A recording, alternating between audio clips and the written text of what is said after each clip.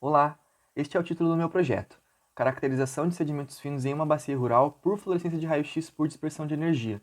Um trabalho que eu desenvolvi no meu terceiro para quarto ano do curso de Física, juntamente com a ajuda da minha coautora Débora Rodrigues Rocha e do meu orientador, professor Fábio Luiz Melquiades. Vamos a ele.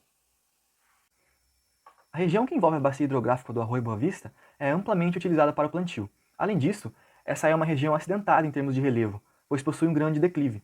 Dessa forma, quando chove, ocorre muita perda de solo, que acaba sendo depositado nos córregos em forma de sedimento.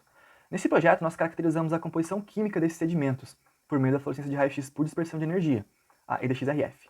O intuito foi de verificar a sua proveniência, e para isso nós buscamos encontrar semelhanças entre as amostras. Também se verificou a diferença sazonal nas composições, pois a região é utilizada para o plantio de tabaco de setembro a fevereiro, esse é o período denominado safra, e aveia de março a agosto, período de entre-safra. Então, dessa forma, esses são os objetivos gerais e específicos desse projeto. As amostras utilizadas nesse estudo provêm da subbacia hidrográfica do Arroio Boa Vista, município de Guaramiranga, região sudeste do Paraná. Essa figura ilustra o mapa da região e identifica esses 5 pontos, P1, P2, P3, P4 e P5, de coleta dos sedimentos, onde cada um possui as suas especificidades, de acordo com a legenda desse mapa. Para a coleta, em cada uma das regiões foram instaladas uma calha partial juntamente com outros equipamentos, e essa figura mostra a disposição deles. As amostras foram coletadas em 10 chuvas, sendo 5 delas no período de safra do tabaco, totalizando um total de 25 amostras, e outras 25 no período de entre-safra do tabaco. Dessa forma, então, a metodologia utilizada foi a EDXRF, que é fundamentada no efeito fotoelétrico. Essa figura sintetiza as etapas desse processo. O equipamento Shimatsu EDX720 foi utilizado para as medidas. 2 faixas elementares foram utilizadas, onde cada uma possui diferentes exigências do equipamento, conforme essa tabela. A calibração dele foi realizada através da medida de diversos padrões de solo, que são certificados. Continuando, as medidas foram realizadas em triplicata, e através delas, juntamente com o auxílio da equação fundamental da fluorescência de raio-x e o software da Shimatsu, as concentrações em porcentagem para os elementos de interesse foram obtidas. Esses elementos são alumínio, silício, fósforo, enxofre, potássio, cálcio, titânio, vanádio, manganês, ferro, cobre, zinco, estrôncio e zircônio. Esses dados foram tabelados segundo a separação de safra e entre-safra. Para otimizar a análise dos resultados, optamos por trabalhar em termos das médias das concentrações elementares em função de cada ponto de coleta, juntando as datas diferentes em que as amostras foram coletadas. Com isso, gráficos em barra foram construídos, para a melhor visualização, principalmente das diferenças entre as concentrações na safra e na entre-safra.